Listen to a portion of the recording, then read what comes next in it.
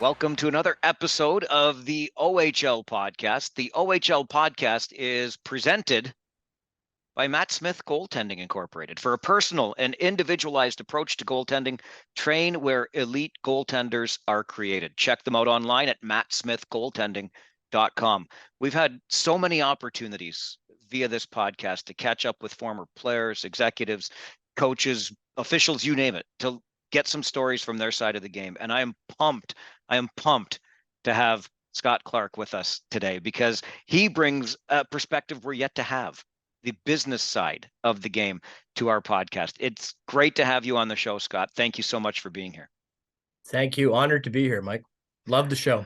Thank you so much for that. I got to start with your roots in Western Canada. You're a prairie boy and you end up starting a career in the Ontario Hockey League. But even before that, the legendary Regina Pats, that's where you're interning, and some guy named Stu McDonald comes along. So I'll let you connect the rest of those dots that bring the prairie boy over here to Ontario. Oh, you know what? The one thing I know about you, Mike, is you do your homework. Good grief. I grew up in Regina, was a huge fan of the Regina Pats from a very young age. I think I went to my first game when I was about 8. And you kind of friends of the family said, would Scott like to go to the game? And yeah, Scott would. And, you walk in and you hear the organ music and you could smell the popcorn and you can feel the chill from the ice. Talk about hooked right away. I grew up in Regina, was a big Pats fan, huge Rough Rider fan, loved my CFL, big baseball fan, loved my Baltimore Orioles. When I got out of high school, I was hanging around at the Agrodome in Regina during training camp, really fortunate for me. I was not an introvert, but certainly not an extrovert. And the training camp session had just kind of come to an end, and the general manager Bob Strum was walking around the concourse, walking to his office, and fortunately, he didn't have a whole lot of. There was nobody with him, so he was kind of undivided attention type of thing. And it was the days before, I'm dating myself, Mike, but it was the day before cell phones. So no distraction there. And I don't know what got into me, but I said, Mr. Strum. And he said, yes. And I said, my name is Scott Clark. And if there's anything I can do, I would love to be involved. And he said, well, what's your phone number? I gave him the phone number and figured maybe that was the end of it. And about a week later, I got a phone call from Stu McDonald, who was their director of marketing and public relations, and said, I understand you would like to do some stuff with the team. And I said, absolutely.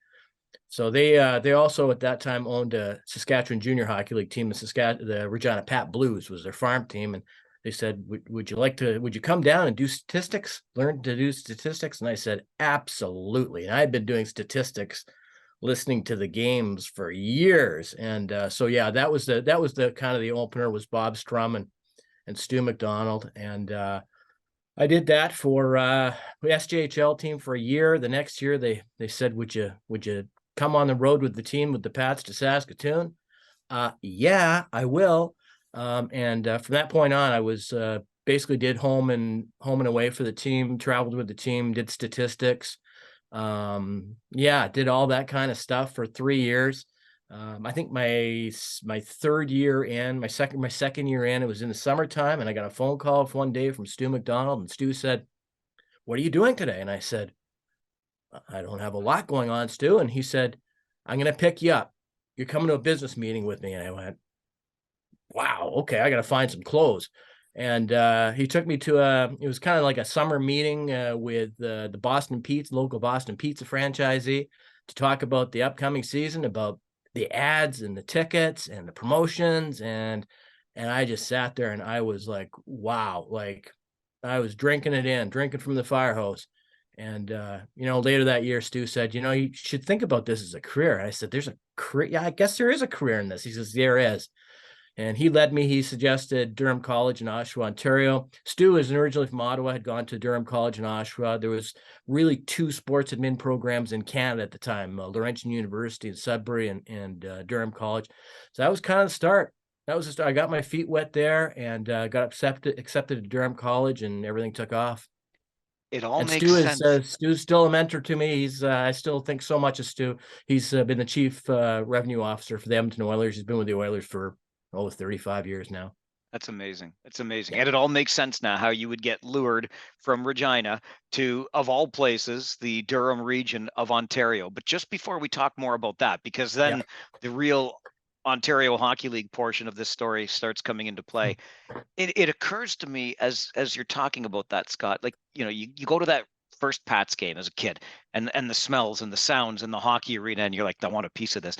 But there's that can-do attitude that you had, obviously, when Bob Strum says, hey, give me your phone number and you want to do statistics. And you're like, heck yeah, I'm going to do statistics. Like, when we start out, that's kind of how it works, isn't it? You take what you can get and start building your resume. Yeah, I mean, you have to. I was very fortunate. I was the right place, right time. But for young people trying to get in right now, sometimes it's not that first door. Sometimes it's the second door, the third door, the 10th door. But when the door opens a crack, kick the door down, kick it down, get involved, do whatever you can to get involved, learn as much about the game as you can, get involved every which way that you can. Every experience builds your confidence, builds your comfort level. It shows other people your work ethic and what you can do. It means a lot. That's a great piece of advice for sure. So when you come over to Ontario, hop over a couple of provinces, start in that sport management program at Durham College, you're basically in the backyard of a really proud Ontario Hockey League franchise, the Generals. How much of your time, Scott, was divided between actually focusing on your studies and maybe dabbling here and there in the OHL with that Generals team? I'll tell you, first of all, like, I'm going to Durham College, and here's the Prairie boy, and I'm going to go to orientation for Durham College in July and find out what it's all about, try to find a place to live and all those type of things. So the Prairie boy jumps off of the plane at Pearson, gets in a rental car, and jumps on the 401. That was a learning curve. There was a bit of a learning curve there. But after about 5 minutes, you're like, yeah, I like this. But for the first 5 minutes, it's a culture shock for sure. And that weekend, I decided that part of the weekend was going to go see where the Generals play. I wanted to go and find that out. And I walked in the rink, and it smelled like a rink. It was a great rink. I love the Civic Auditorium. And I knocked on the General's door, just thinking maybe it's a Sunday afternoon. There's nobody going to be around, but maybe, you never know. And Sherry Basson's there. And so Sherry and I had an opportunity to meet, and he said, so what are you going to do during the year? Do you want to work with the team? And I said, yeah, I do. That would be great. And Stu McDonald had come from the Oshawa Generals. His placement was with the Oshawa Generals too. So we shared that same common background. So he knew Sherry as well. So there was some commonality there. And Sherry said, okay, when you come back in August, you'll work with Paul Theriault, and I'll introduce you to Paul, and you'll do the stats for the team this year. And I said, I'm in. Durham College was an amazing experience, great experience. I would say probably my time was split probably 30% of my time at Durham College and 70% with the Generals. I put a lot into it. I for the most part, most of my professors, they saw the track that I was on. They knew what I wanted to accomplish. And so they were very supportive. They were very helpful, and understood that, boy, for me to get to where I was going, it was going to be that combination of having a diploma, but also having that practical background. So, was Sherry in any way intimidating? I never thought of him as a physically intimidating presence, but the reputation, Scott, and with Stu having known him a little bit, did it intimidate you at all, that first conversation? No. I've never been intimidated by Sherry. I can understand that. I can appreciate that. No, I spent 2 years with Sherry there in Oshawa, and he's just a very warm, congenial person. I got to tell you, and I talked to guys who played in Oshawa, and they say the same thing. There's usually not a day goes by that we don't say something of our vernacular and we go, oh yeah, that's Sherry. Like, I can't believe I'm still saying that. He's got all these sayings. Is everything up to date in Kansas City? How you be feeling? and Sherry's got all these colloquialisms, and it's funny, we carry them forward with us. That's kind of impact Sherry had. No, I didn't find him to be intimidating at all. With Sherry, it was, he's going to give you a very loose assignment. Okay, here's kind of what I need you to accomplish. You figure it out. Go get it done. If you need some help, you get stuck or whatever, come back and see me. And so yeah, it was a great learning experience there. Paul Terrio, what an amazing man. Great man, way ahead of his time, as far as coaching techniques. I mean, we talk about analytics now, that has become such a big part of the game. A lot of the stuff that they're doing now, we were doing in Oshawa. We were doing on a pen and paper back in the mid 80s. And that was his influence. We were the first team to ever travel with, we traveled with statistics every game. We traveled with video every game. And it was a really big part of Paul, both for the video for him but for learning for the players. And on the analytics side, he wanted it as a fallback to check against what he saw with his naked eye. He wanted statistics to either approve or disapprove what he had seen. But brilliant guy. Talk about a lucky guy. I mean, I came from the Regina Pats, which was, one of the best organizations in the Western Hockey League. Regina and Portland were the two key franchises at that time, and I come to Oshawa in the OHL. Like I really a very lucky, fortunate guy is what I was.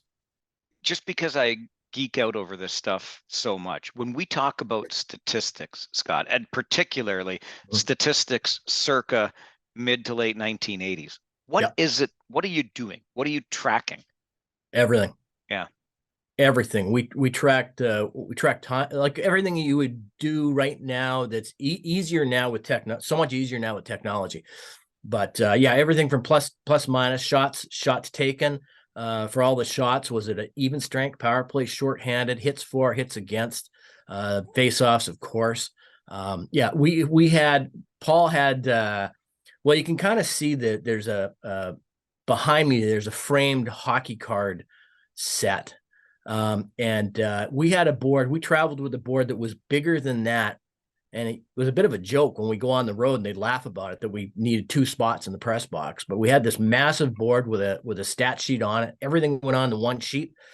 Between periods, I would summarize it, come down. Paul would want to see that. We'd have a conversation about it. And then after the game, I would go back to the college.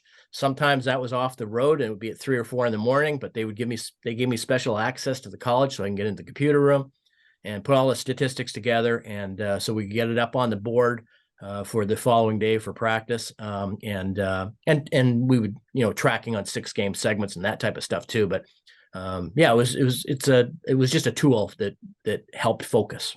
Yeah. Considering your affiliation to the Oshawa Generals, how well received were you and your big statistics board in, say, I don't know, Peterborough? It was fine. I always kind of sat in with Paul Romanuk, who was our radio guy, Paul and Dave Gilbert, who was our color guy. So I would kind of bunk in with Paul in the visitors radio area. But Peterborough, always fun. Oh my goodness! I listened to Brian Drum and your podcast with Brian, and oh my goodness, he had some good stories. Yeah, you could write a book about Peterborough Oshawa, the rivalry, and the crazy things that went on. And I heard John Tanner also talk on your podcast about hanging him in effigy. That was an every game thing. When Oshawa went in, they always hung a mannequin with an Oshawa Generals jersey out of one of the boxes across from the Generals bench. So it hung and they could see it at the beginning of the game. Silly stuff, and you certainly couldn't get away with that now. Well, that's the thing. I was just going to say, and I kind of miss that stuff, right? Like, not that we need anything off color or rude, but that kind of passion between the rivals and the fans getting that involved in things. That's pretty wild stuff. Intensity sells tickets, and storylines sell tickets. And yeah, it was a little circus-like at times with Oshawa and Peterborough, in both buildings. But boy, the fans couldn't wait for the next one. It sold tickets, right? Absolutely. We're a business. At the end of the day, we're a business. What was travel like for you back then?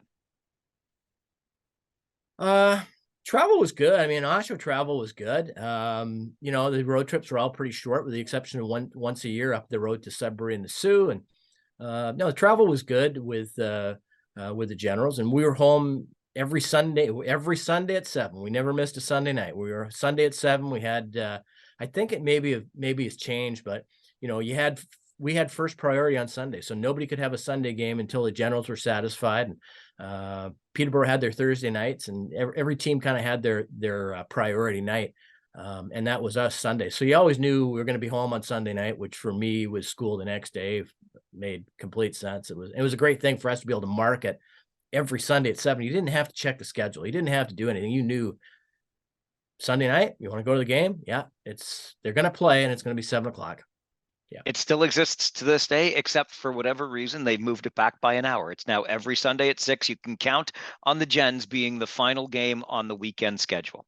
I noticed that. And 6:00 probably helps with school, probably helps the players, and probably helps the visiting team a lot. So yeah, it probably makes sense. Yeah, for sure. You mentioned the Sioux as one of those long trips, and that's another place you spent a couple of years in marketing and business development. I wish, Scott, and I'm glad I have another trip up to the Sioux this season still, because when I was last there, I found myself looking up and down the hallway outside the media box at all the pictures of teams past. So now I'm going to find Scott Clark, because it was what, 87-ish, if I got that right? Yeah, 87, 88, and 88, 89. 2 Okay, years. I'm going to find you in that picture. But if it was a culture shock being the prairie boy, getting off the plane at Pearson, going on to the 401, did it feel a little more like home up in the Sioux, or what was that transition like? Oshawa felt like home after about 1 week. The 401 was really the only culture shock there. Sault Ste. Marie was, definitely remote, compared to the rest of the province. Remote, whereas Oshawa is in the middle of everything, whereas Sault Ste. Marie, we would play at home 2 or 3 games on a weekend, and then the next weekend you're on the road for 2 or 3, right? You're either at home or you're on the road. You're one or the other. So, but I loved the Sault Ste. Marie. Sault Ste. Marie was great. The summers are fantastic. I spent a lot of if the team was on the road, if I wasn't going on the road, I was just hop, skip, and jump down the I-75. I think it's I-75. I think it is, down to Muskegon and Kalamazoo. I spent lots of nights in Muskegon and Kalamazoo. I loved that in the International Hockey League at that time. And then the summer times down to Milwaukee to watch the Brewers. Great. Drive through the Upper Peninsula of Michigan to get to Milwaukee. And Marquette's a beautiful spot in the summertime. So no, I love the Sioux organization. When you've come from 2 of the best hockey organizations in junior hockey. At the time, Sioux was really struggling at the Sam McMaster area, where they'd gone 33-0 and had a really good team.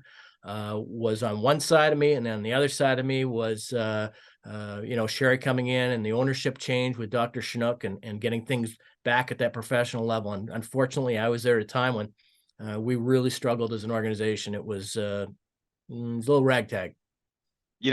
I'm glad you mentioned the transition when Dr. Schnook took over and the way the organization is run today, because I honestly look at it today, Scott, as being one of the model franchises in the league for an area that is remote. For a young player, that can be intimidating, but you get up there, they take such good care of you, and you never hear a peep. You not like those Sam McMaster days, right? You never hear a peep out of that organization about, oh, woe is us or anything like that. They really run it first class. Yeah, it was, and it's a hockey community. It's hockey through and through. It's such a great history of the game in Sault Ste. Marie. Unfortunately, when I was there, we had 7 owners. They were all located in and around New York and Connecticut. There was Phil Esposito and 6 other investors, all from that area. So they were remote. They weren't involved. They weren't in the community, and I think that's important. Both George, Dr. Schnook, and Jim, I'm having a brain cramp, but I can't remember Jim's last name, who owned the Sioux Greyhounds for so long before Phil Esposito's group took over the team. They were community guys through and through, and so they were there. They were at the rink every day, and they were at the games, and it makes a big difference. Yeah. Sherry Basson was obviously connected to both of those organizations. We're Yeah. talking about Oshawa and the Sioux. And there was Mhm. another fellow up in the Sioux that you may have crossed paths with at one time or another, but in Ted Nolan, arguably one of the best we've ever seen come through this league. Yeah. Yeah. With Teddy, Teddy was assistant coach when I got to Sault Ste. Marie. Don Boyd was coach and GM. Don was had recruited me to come to Sault Ste. Marie. And in the second year, Don had an amazing draft. I mean, he had Bob Bugner was the first rounder and Adam Foote was the second round. Wow, talk about setting up your blue line. I mean, amazing.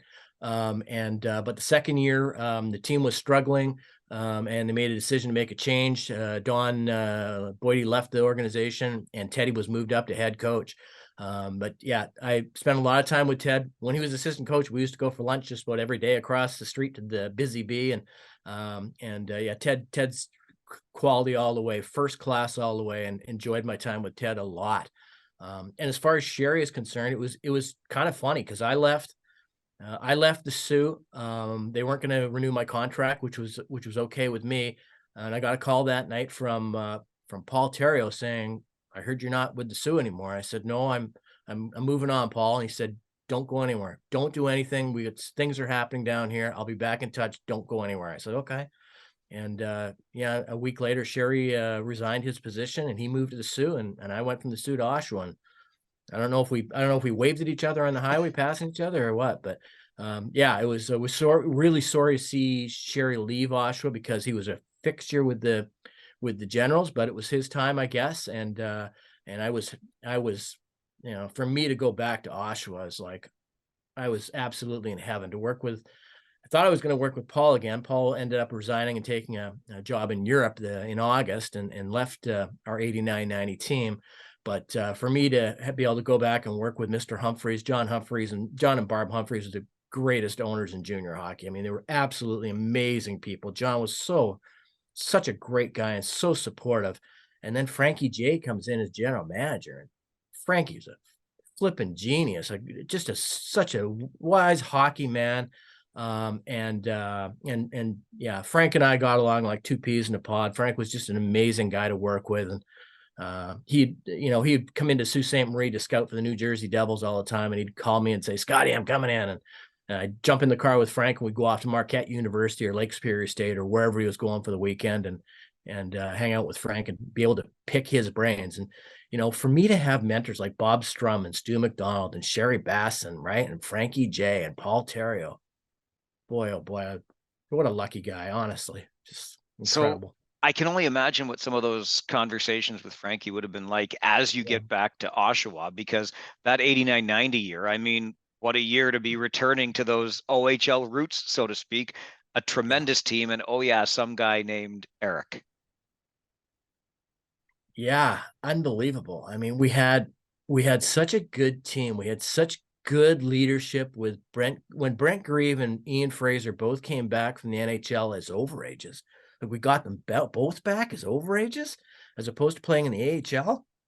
Unbelievable. Such great overages, great leaders, both Oshawa kids, both local guys.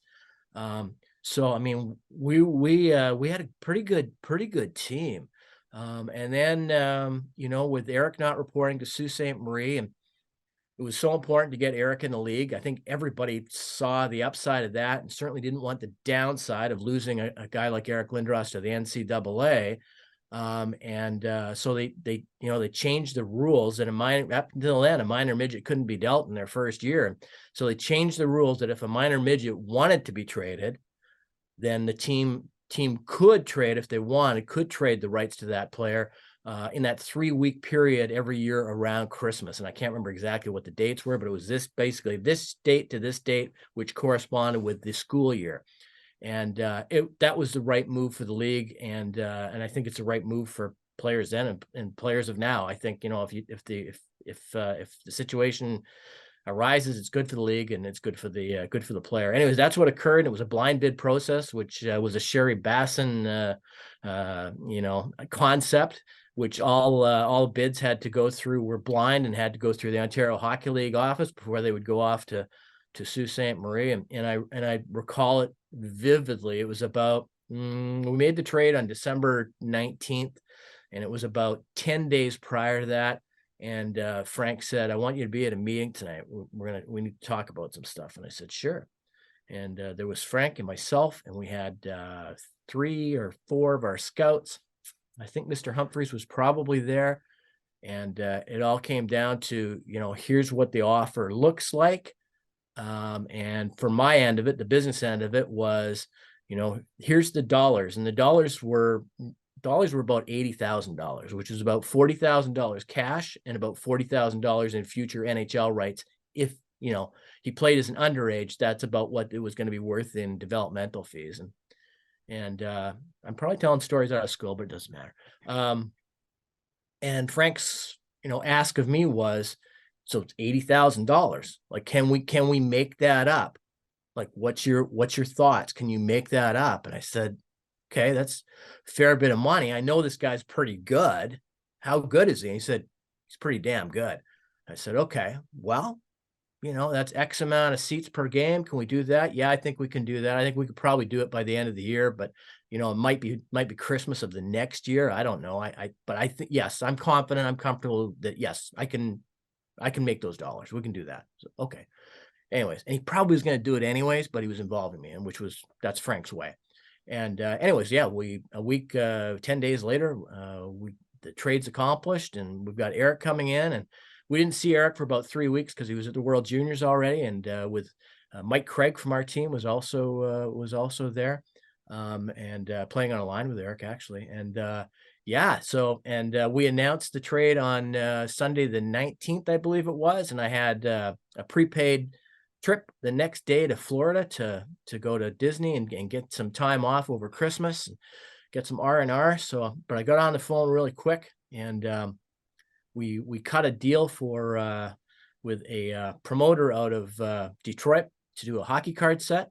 And hockey cards have been something that have been close to me since I was the age of 6 and started collecting. And then when I was like 14, I had a mail order company. Before there was the internet, I had a mail order company would sell sets and cards to collectors in the United States who loved the Canadian stuff. Anyways, long story short, I got on the phone, and we cut a deal with a Detroit promoter to do an Oshawa Generals hockey card set with Eric Lindros, his first card ever.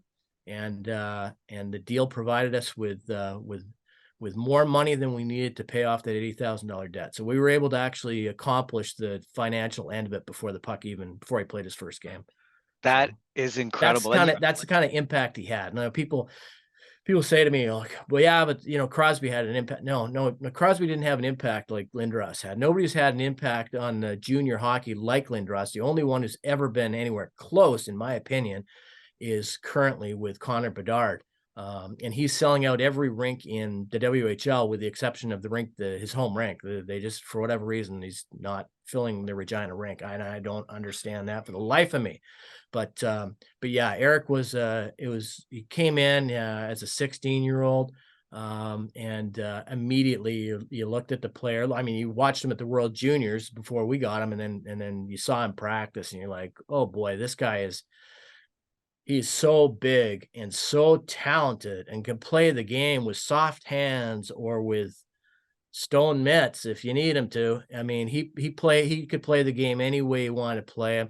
And I remember the first road game, and I remember him coming up and sitting with me and asking questions about the business side of hockey. I'm like, asking good questions, like real solid questions. I'm like, oh, this kid's, he's not only is he special, but he's real mature and real smart. So yeah, he was an absolute pleasure. And that took a really good team, and it was a real valuable piece, as was Freddie Brathwaite, who the trade opened up the doors for Freddie because he was playing with our team in Orillia at the time. And we part of the trade was Mike Leonarduzzi going to the Sioux, which opened the door for Freddie. And between Freddie and Kevin Butt, we got great goaltending down the stretch. And of course, Freddie was the hero of the Memorial Cup game. Good friend of mine is Mike Torkia, who was the goalie on the other team against the Gens in that Memorial Cup. And he takes all in good fun, of course, all these years later with those shots. Freddie Brathwaite. I mean, I don't think you could ever have two teams that were so closely matched. And listening to Brent Grieve on your podcast talk about the relations between the two, that they would hang out in the summertime. I might have been Ian Fraser, actually, I think, was talking about it. It's true, but so evenly matched. And Mike and Freddie and Kevin Butt, like the teams matched up so evenly, which meant that ended up us playing 7 games and going to overtime and double overtime so many times. Fantastic hockey. Some of the best hockey I ever witnessed. I want to take half a step back because so many talk about that Memorial Cup as being just what you described it as, Scott, the best that we've ever seen. But you got me thinking when talking about that Lindros deal and how you got to be involved in that conversation prior to the deal being consummated. And it's one of the unique perspectives we're able to get having you on the podcast this week, because this is a side of the game. Like, we can talk about Teddy Nolan and Sherry Baston and Eric Lindros, which we have before and we will again, and you've got these great stories. But when you're doing your job for the Oshawa Generals organization and you have to come up with $80,000 in revenue, okay, the hockey card set certainly helped in that. But what are you doing on that business side? Is it about creating the promotions that get bums and seats? What sorts of things are you watching on that business side of the game? I mean, for me, it was, trying to maximize revenue opportunities, because it's junior hockey, right? And that hasn't changed over the years. You're trying to maximize all your revenue streams. You're trying to create new revenue streams. And for me, I mean, it was a bit of a watershed time for junior hockey, in that up until about the early 80s to the mid 80s, it was opening the doors and how many people were coming in. And your promotion was probably the two coaches talking smack about each other's team and creating some rivalry, creating some buzz, right?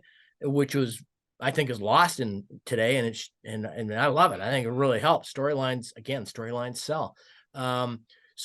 But things were changing a little bit, and my perspective changed when I was in Sault Ste. Marie, and I would go to see Lake Superior State, which was right across the bridge from Sault Ste. Marie and Sault, Michigan, and especially going to Kalamazoo and Muskegon, and going and seeing international hockey, IHL games, and the atmosphere was completely different. It was more of an adult crowd. It was Friday night. It was a lot of beer in the stands, which there wasn't beer in junior games at that point. They would bring in entertainers. They bring in the trumpet guy from Quebec City and have him blowing the trumpet. They would have canned music. They'd have a DJ, right, instead of an organ. They were doing all these things that we weren't doing. So I started some of that in Sault Ste. Marie. I brought in Claude Scott, the trumpeter from Quebec City. I brought him in. My second year there, we got rid of the organ and brought in a DJ. That didn't go over very well, but it lasted. I felt it was going that way. I felt things were going that way, and I just wanted to change the energy in the building. And I wanted to change our promotions. I wanted to have the game being more of an event. It's a hockey game, but there's an event happening, and there's more happening than just what was happening on the ice. And I felt that that's where things were going. And so we tried to accomplish that. We started that in Sault Ste. Marie, and then I carried that over in Oshawa, and I brought in a DJ again. Had a couple people not happy with me, but we made the change. We started doing more promotions. We started doing smaller ticket packages, as opposed to selling. We can sell you tonight's game, or we'll sell you 36. Well, we started to sell a 6-game, flex packs and things like that, and make it more customer friendly. We started doing more group discounts and those type of things. We started to try to expand the market. And it was my second or third year in Oshawa we did that. We wanted to try to expand the market. And how do you do that? Well, thought, you know what? If we only do about one Saturday practice a month, because you were usually on the road, but those Saturday practices, why don't we go to Port Hope and practice in Port Hope? Why don't we go to Port Perry and practice why don't we go to Ajax? And if we work with the community there, they'll give us the ice time, and we'll bring all the coaches in, and we'll bring the players. The kids come in, bring something for the food bank. The coaches will have a session afterwards while the players are signing autographs for the kids. The coaches can sit in with our coaches and ask questions about the practice and whatever they want to talk about. We put Rick Kornacki, our coach, on a wireless mic so they could hear what was happening out on the ice. And then we kind of rolled it back and said, this is going to be Port Perry night. And so we're going to do discount tickets, and somebody from Port Perry is going to sing the anthem. So we tried to expand our market is what we tried to do. So those are the type of things those are the type of things I was focusing on, trying to make it more of an event, trying to maximize our opportunity, especially when you've got a profile guy like Eric for a couple of years, and expanding our market, expanding our brand footprint.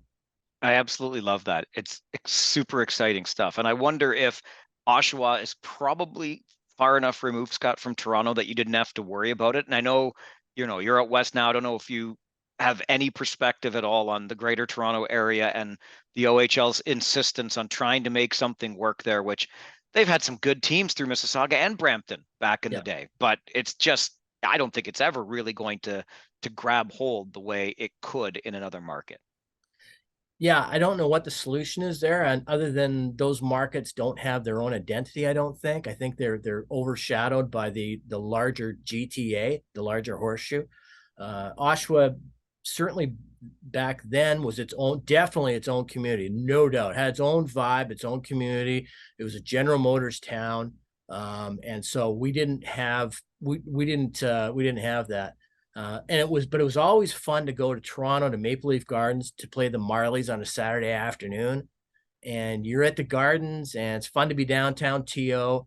But you'd look up in the stands and there'd be a couple thousand people, and you're like, man, how can you not? It's probably $6 or $8 or maybe $10 back then to come to Maple Leaf Gardens and watch an Ontario Hockey League game on a Saturday afternoon. Boy, I mean, how can you go wrong on that? I can't believe I forgot about that. I might have been one of those few thousand fans, because that's exactly what I would do for an opportunity to see a game at Maple Leaf Gardens, right? Yeah. Yeah. For sure. Absolutely. So back to that 90 Memorial Cup. We were talking about it before I went on that little bit of a tangent there. But what was the final like for you? How tense was it for you on your side of that game? Oh, man. Fantastic. I mean, I don't know about tension. Probably more of the guys that were on the ice, obviously, but there was an expectation we're going to win, and we had that in Regina. We had that again in Oshawa. We kind of one of those things when you've got a team that's in turmoil like Sault Ste. Marie, where you don't expect to win, right? You could feel it. It's tangible, but we expected to win. Not that we were cocky or anything like that. Not at all. But we're just confident. There was an expectation that find a way. We're going to find a way here. And so it wasn't really. It was somewhat stressful, sure, but there was an expectation that it's going to happen. We'll get this done. But I can tell you that throughout the week, I didn't take a spot up in the press box or anything like that. I would wander the concourse, and I enjoyed that. And so, at Cops Coliseum, you've kind of got, I'm sure you've been to Cops many times, so you're aware of this, but for the people that are listening that maybe haven't been to Cops, to get into each section, you go through a portal. So from the concourse, you can't see the ice surface. You have to go through a portal to get to the seating area. So I would go through the portal and stand kind of at the portal, not blocking any vision of anybody, not blocking anything or causing any issues, but I'd watch from the portal. And that was kind of my thing.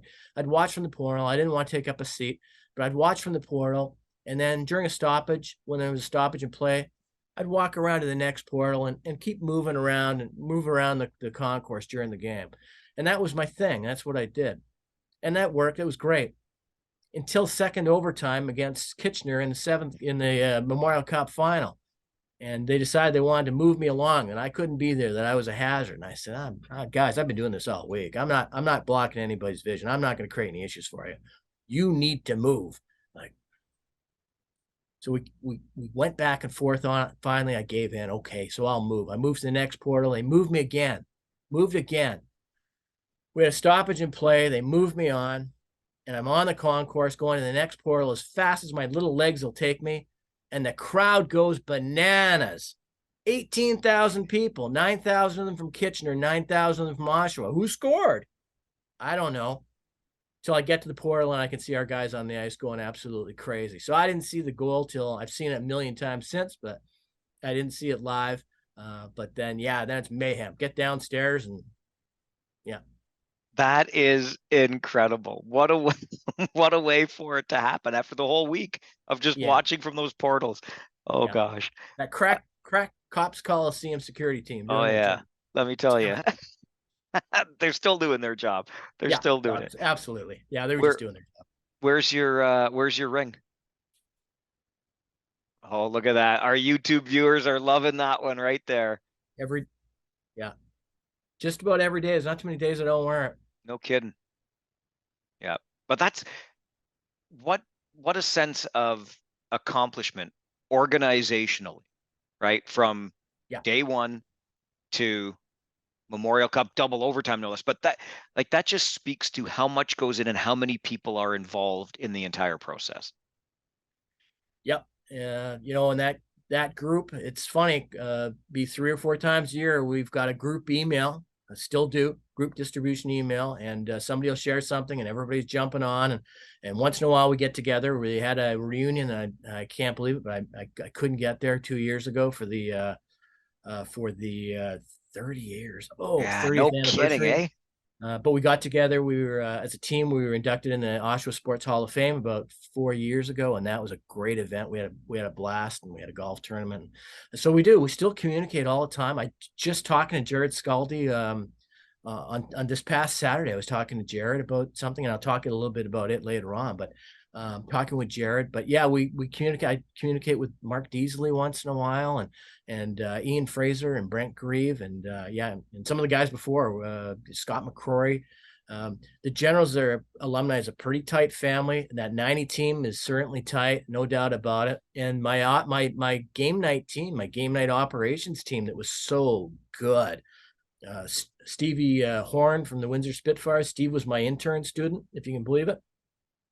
So there's a number of us that were, that year, we started a little hockey pool that we got going. So we had something to chat about and stick the needle into each other about trades and stuff like that. And it's still together. We've got about 5 of us from that Oshawa 1990 business team, if you will, we're still in the same rotisserie league together and still communicate and still talk. Tight, very tight organization, and I'm sure the Kitchener group's the same way. Very, very tight, without a doubt. That's great amazing. Memories. Amazing. It makes me wonder now too. When you attend a sporting event, Scott, are you able to watch it just for the event that's happening on the field or on the ice, or do you find yourself looking around the stadium or the arena or wherever you are, picking out little parts of the game ops? I drive Shannon, my wife, and my girls absolutely nuts. I knew that was going to be the answer. I knew it. I can't. You can't shut it off. You can't turn it off. So yeah, when I go to a hockey game, I'm very I'm looking at different details. I'm looking at the red carpet that has got the corner that wasn't tapped down, right? It's a trip hazard. It doesn't look right. I look at all the details. It drives people around me nuts, but I can't. We go to spring training down in Florida all the time for the Blue Jays, and it's the same thing. I love it. I love the sunshine, a hot dog and a cold beer, watching spring training ball. But I'm watching the ball. I love baseball, but I'm also looking at details, and once you're wired that way, you can't turn it off. You also had the opportunity through Hockey Canada to work a World Juniors. I think was it the 99 championship? Yeah. What was that experience like? Oh, once in a lifetime. But my first opportunity that I may have had to work the World Juniors, I just screwed it up. Flat out, I screwed it up. It was 1986 World Juniors that were going to be held in Hamilton. So we're talking about December of 1985. And Sherry Basson's the general manager. And I went to Sherry and I said, Sherry, if there's anything I can do, I don't need to go home for Christmas. I'd love to go home for Christmas, but I would really love to be part of the World Juniors. And I said, if there's anything I can do. And he said, well, look, I'm not sure. But Terry Simpson was the coach. He said, Terry's coming out from Prince Albert. He's going to do a little bit of a scouting trip through the Ontario Hockey League, see some guys, see some players. He's going to be here, and I'll introduce you. And maybe, like, he'll probably want somebody to do stats. If you want to do stats, you probably would want that. I said, Sherry, that's amazing. That'd be great. So it's a Sunday night. We got a home game. I'm working up in the press box beside Paul Romanek and Dave Gilbert. And Terry Simpson's going to be there. Terry Simpson's there that night. I'm going to meet Terry after the game and introduce myself to Terry and tell him what I do. And maybe I get my World Junior opportunity. Boy, exciting for me, I tell you. Well, I was very particular with stats. Okay. Very particular. So if there was any error, I'm going to correct it. And I just happened to skip a little error on my big stat sheet. And so I have my whiteout, got my whiteout out, and I'm fixing it. I don't know what happened, but the whiteout flew out of my hands, went up in the air, came down, and soaked me from head to toe. I had it from up here all the way down to my knees. I was soaked with whiteout all over my suit, ruined my suit. I was an absolute flipping mess. Paul Romanek is dying on the air. He had to go to commercial. They were dying so hard. He and Dave Gilbert. We still talk about that.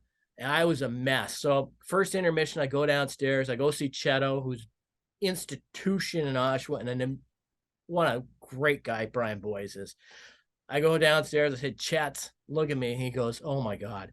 I said, do you have anything I can throw on? He goes, let me see what I can do. He gets me one of Paul Terrio. I'm a very short guy. Paul's a very tall guy. Got me one of Paul's sweat suits. So I've got Paul's sweatpants on and Paul's sweat top on, fleece top on, and that's how I finished the game. And I didn't have the courage to meet Terry Simpson after the game. I couldn't do it, which I should have. And now that I'm older, I absolutely would have. It would have been a funny story to tell and broke the ice, but I couldn't do it. So then move forward to the 1999 team, November of 1998. The director of marketing, of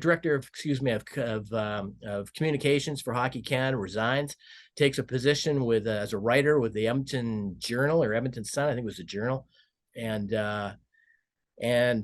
so they reached out to me to say, would you fill in? Would you be interested? We're going to hire somebody in January, but would you be interested? Would you fill in for the tournament? I'm like, will I?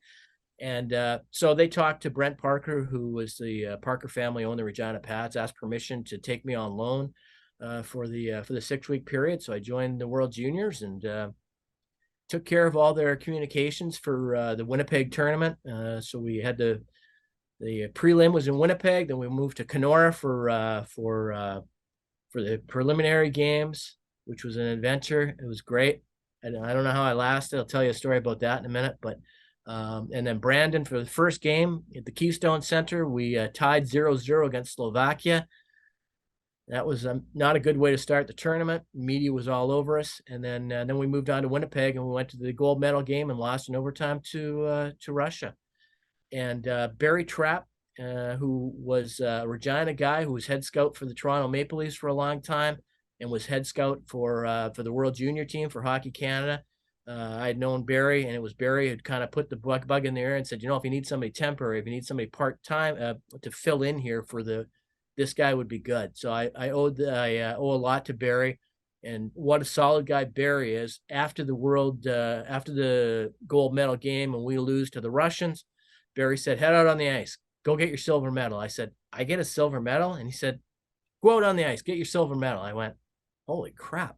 Well, it turns out that it was actually Barry's silver medal, and he let me have his silver medal. Come on. Barry had some gold and silver medals previous with World Junior team, and he let me go out on the ice and receive a silver medal. And that's Barry Trapp. That's what kind of a guy Barry Trapp is.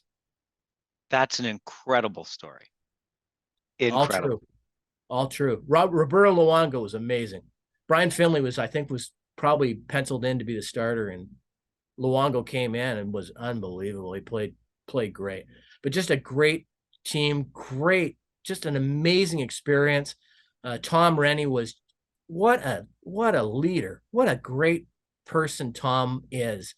And Tom came to me the first day and said, all of the sessions that we have, when we're doing our planning, when we're talking to the team before the game and setting out the game plan, you're there. Come in and be a part of it. You don't have to, but the door's open and it'd be a good learning experience for you. I was like, these great people that I was so fortunate enough to work with and open doors for me, and so I did. I sat in on them, and it was what a lesson. I mean, it was absolutely amazing. And what a guy Tom Rennie is. The night before the gold medal game, when you woke up in the morning, there was a handwritten note under, I'm sure it was everybody's door, a handwritten note from Tom saying, what a great experience we've all shared, and you were really good at whatever he wanted to say, and let's go get him today. Let's go get gold. Tom, from Tom Rennie, a handwritten note. Amazing. What happened in Kenora? What happened in Kenora? So we have the selection camp in Winnipeg at the university there, and then we move on. We select the team. We move on to Kenora. We left late from Winnipeg, and it's quite a drive to Kenora. And we beautiful weather in Winnipeg, but not when we got to Kenora. Kenora was, I think it was about 2 a.m. or 3 a.m. when we got to Kenora, and it was about 40 below.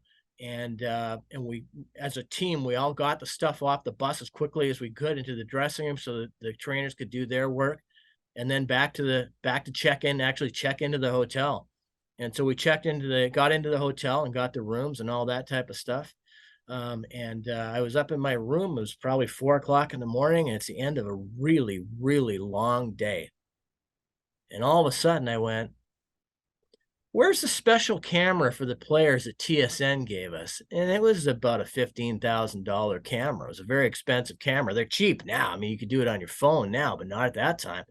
But a $15,000, $20,000 camera. And I'm like, where is that camera? I was like, oh my goodness. And I raced downstairs, and we had to get into the hotel. We were bringing so much stuff in. We had propped the door open, and I had put down the camera to prop the door open, which wasn't bad when I was down there, but not an hour and a half later. It had been sitting there by the door, and I ran downstairs, and I thought, I'm done for. I am done. How am I going to explain this? And I got down there, and it was still there. Whoo! That's fantastic. You mentioned a name earlier that I thought of when we were talking about Oshawa, and I should have asked about then, but Cheto, Brian Boyes, he was just in Kitchener and was out at center ice with Dan Liebold, the head trainer and equipment manager for the Rangers, as Danny was being recognized for 2,000 games. Cheto's got to be very close to 3,000 now. But anyway, this guy is the stuff of legend around the O. You knew him early on, but tell me a little bit about Boyes. Oh, I mean, consummate professional, so organized. And, we always said that we had a mother of the organization, was Marg Armstrong, was Sherry's right arm. And then Marg actually passed away our Memorial Cup year. Marg passed away in November, and we lost Marg.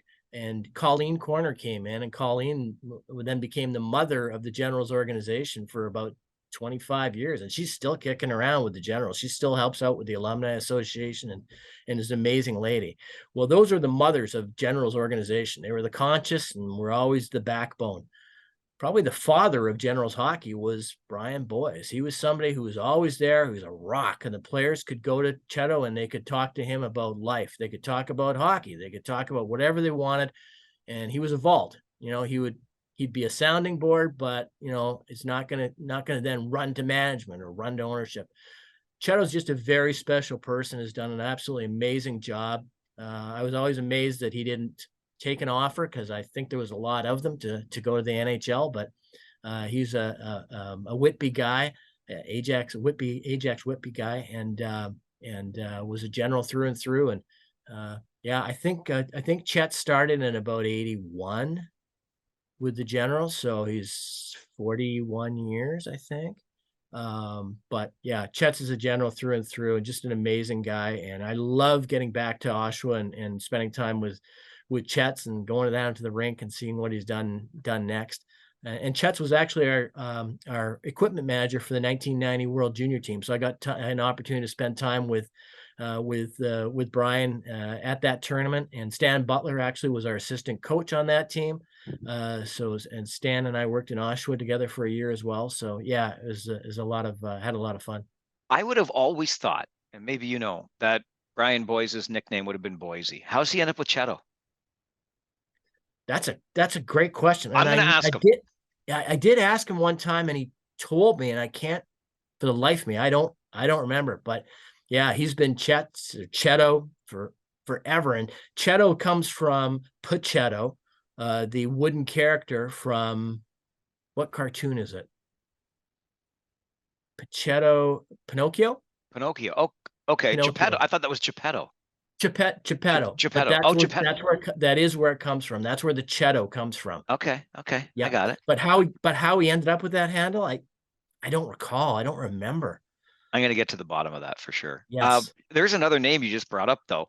I always thought so when I first got to know Stan Butler, it was just kind of from afar. He was coaching in the East. I'm working in the West. You see them once a year, might be a brief interaction. He always had that knock of, he sets up in the 1-2-2 at the national anthem. Good luck getting through his defense.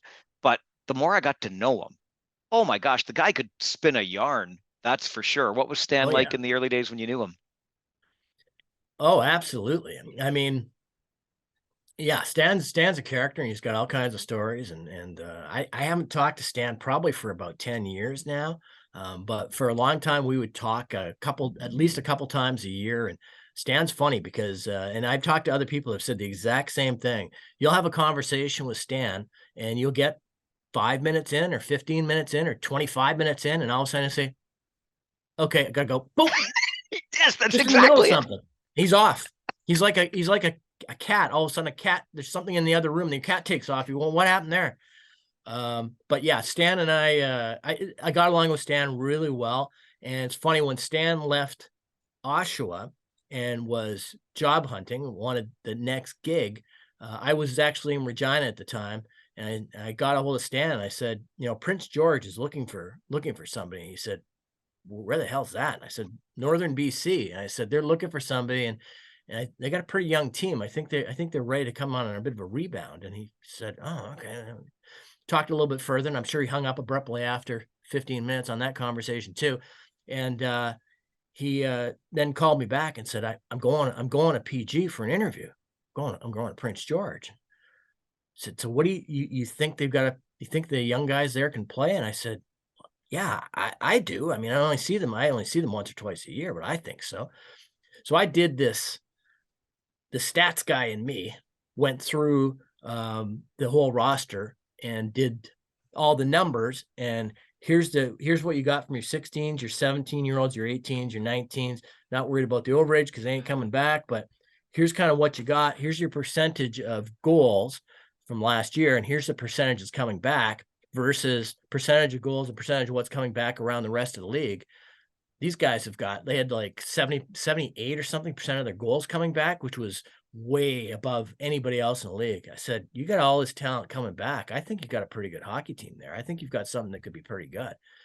And so it was funny. Stan got the job, and I read the newspaper article announcing that they've hired Stan Butler, and they talked about him being a computer whiz.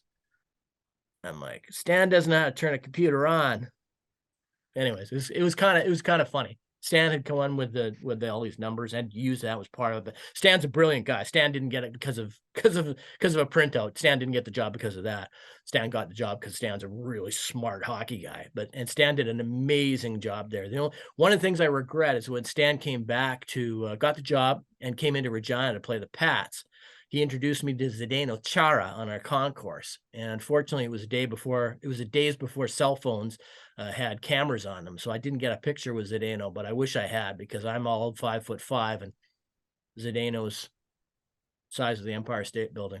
That's quite and all right. They actually had to take his jersey in Prince George was 2 jerseys. It was a normal jersey, normal XL jersey. And then they took another jersey, and they had to take about 6 inches off the sleeve and cut the cuff and attach that to the sleeve of his jersey, because his arms were just too damn long for the biggest jersey they could give him. It sounds like you and I are cut from the same vertically challenged cloth. Early in my career, I was doing the game intros, intermission interviews, and to level out the camera shot with me and the players in the same interview, I had to stand on a milk crate. And the players kind of got used to that, and it was a little joke and it was fine.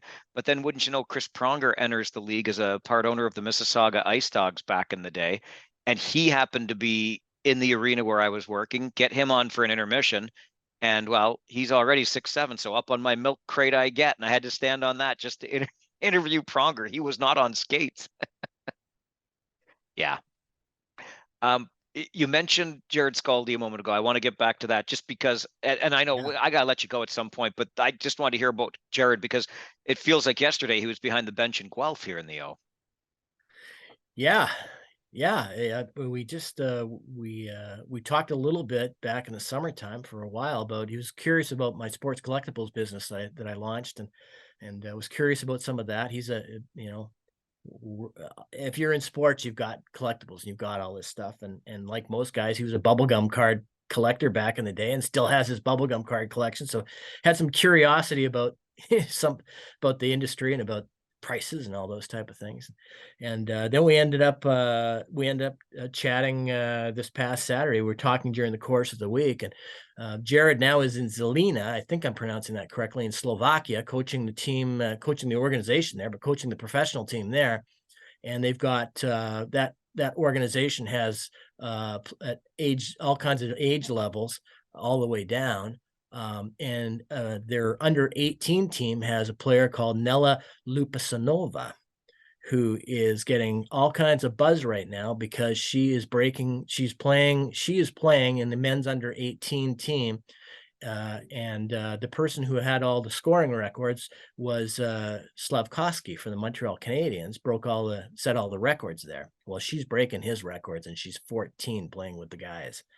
So she's it's quite a story. She's kind of Nella's been on Hockey Night in Canada, highlights of her on Hockey Night in Canada the last 2 weeks.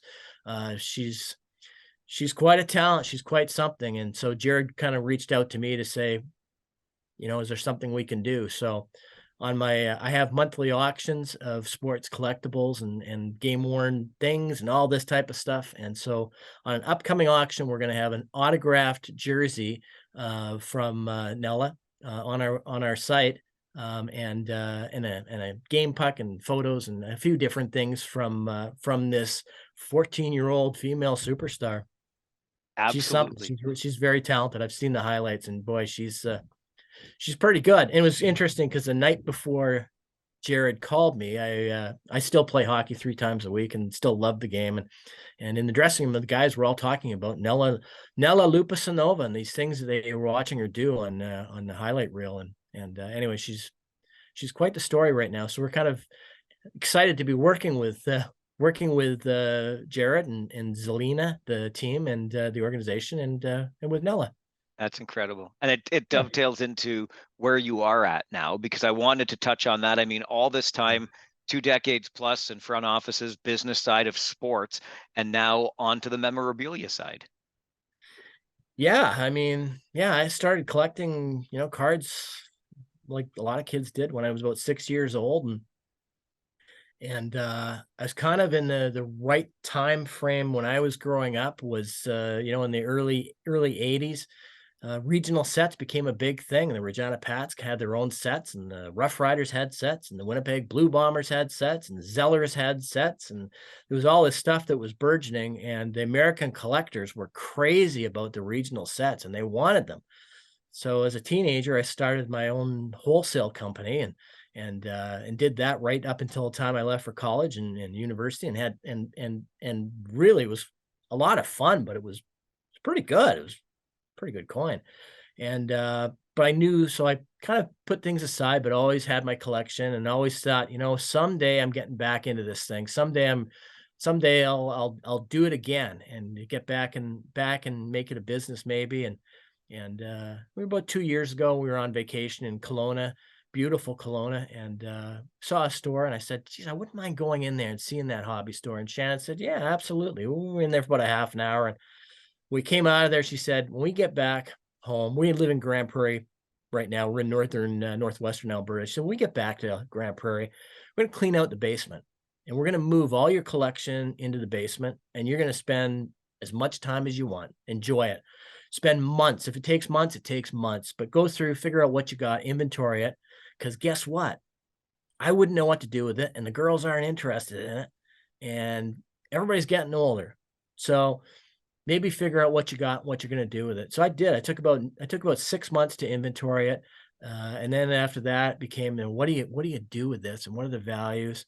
And when I came through it all, it took about 9 months, and I realized if I'm going through this, probably just there's how many guys have I worked with? How many guys have I played hockey with? How many guys out there have boxes of their old sticks and old jerseys, and they've got bubblegum card collections, and they've got all this stuff, and they don't have 9 months to spend on this stuff, but I've done the homework now, and I've set myself up on how I'm going to take care of these things, and now I can maybe help them. And there's not a day goes by that I don't get a phone call or an email or a text from somebody like Jared or various collectors that reach out and say, help me. I don't know what to do with this stuff. Help. What's it worth? And so we help them with protection advice, because whatever shape your stuff is in, it's only going to get worse if you don't protect it. And ultimately, if they want to liquidate it, we've got our auction site. We've got partners in Dallas, Texas that reach a even wider market than we do. Constantly, it's if they don't collect stuff, they've got an aunt who's got Beanie Babies. So they've got an uncle who's got a record collection, or and they need help on this stuff. So we help them out. We help them out with advice, and the advice is always free. We don't get anything out of it. And then when it goes to auction, then we get a little bit, but we're here to help. And goodness, we're having fun with it. It really has been a blast.